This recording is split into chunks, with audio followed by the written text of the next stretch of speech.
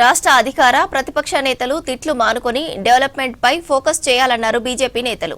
వాళ్ళు ప్రజా సమస్యలు కాళేశ్వరం ఇష్యూను డైవర్ట్ చేసేందుకే తిట్ల దండకం ఎత్తుకున్నారన్నారు.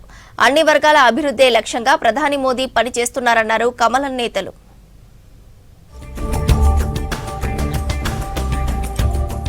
సిక్కుల అభివృద్ధికి మోదీ ప్రభుత్వం కృషి చేస్తోందన్నారు BJP state chief Ramachandra Rao. Veer Bal Diwas కేవలం స్మరణ మాత్రమే కాదని ధైర్యం, ధర్మం, అన్యాయానికి ఎదురు నిలిచిన రోజన్నారు. వీర్బాల్ దివస్ సందర్భంగా సికింద్రాబాద్ గురుద్వారాలో వీర్ సాహిబ్జా దేవీలు, సాహిబ్జాదా బాబా సింగ్ జీ, ఫతే సింగ్ జీ త్యాగాలకు ఘన నివాళి అర్పించారు రామచంద్రరావు.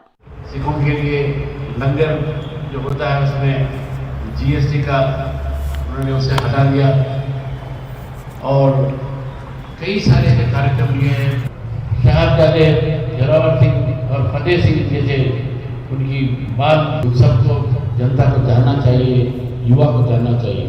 కేసీఆర్ ప్రజలను మర్చిపోయి వారిని బానిసలుగా భావించినందుకే ఫామ్ హౌస్ కు పరిమితమయ్యాడన్నారు కేంద్ర మంత్రి కిషన్ రెడ్డి. దోచుకున్న డబ్బుల కోసం ఇప్పుడు కొట్లాడుకుంటున్నారని అన్నారు. అప్పుడు కేసీఆర్ కుటుంబం దోచేస్తే కాంగ్రెస్ సర్కార్లో ఎవరు పడితే వారు దోచుకుంటున్నారని ఆరోపించారు కిషన్ రెడ్డి. 10 సంవత్సరాలు తెలంగాణ ప్రజలను బానిసలుగా కేసీఆర్ భావించాడు కాబట్టే ఈ రోజు ఆయన ఫామ్ హౌస్ కే పరిమితమయ్యాడు. కేసీఆర్ కుటుంబ పుణ్యమాని, ఈరోజు రేవంత్ రెడ్డి కాంగ్రెస్ పార్టీ పుణ్యమాని. ఆదాయం 30% ఉంటే ఈరోజు ఖర్చు 100% దాటిపోయింది. కేసీఆర్ పార్టీ పరిస్థితి ఏముంది?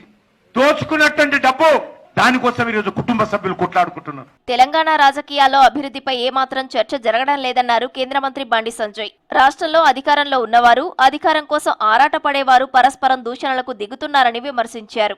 లీడర్లు తిట్టుకుంటున్నారంటే పాలనలో విఫలమైనట్టేనని, అధికార ప్రతిపక్షాల మధ్య కేవలం తిట్ల పురాణమే సాగుతోందని ఎక్స్లో పోస్ట్ చేశారు బండి సంజయ్.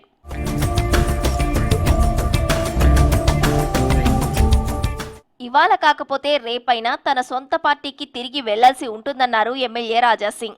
ఆ శుభ సమయం ఎప్పుడు వస్తుందో చెప్పలేనన్నారు. బీజేపీకి నిజమైన సైనికుణ్ణి తానేనన్నారు. తనకు ఢిల్లీ నుంచి ఫోన్ వస్తే రాష్ట్రంలో పెద్ద నాయకుల నుంచి స్వేచ్ఛ కావాలని అడుగుతానన్నారు. స్వేచ్ఛ ఉంటే బీఆర్ఎస్, కాంగ్రెస్, ఎంఐఎంలతో ఏ విధంగా యుద్ధం చేస్తామో అప్పుడే చూడాలన్నారు రాజాసింగ్.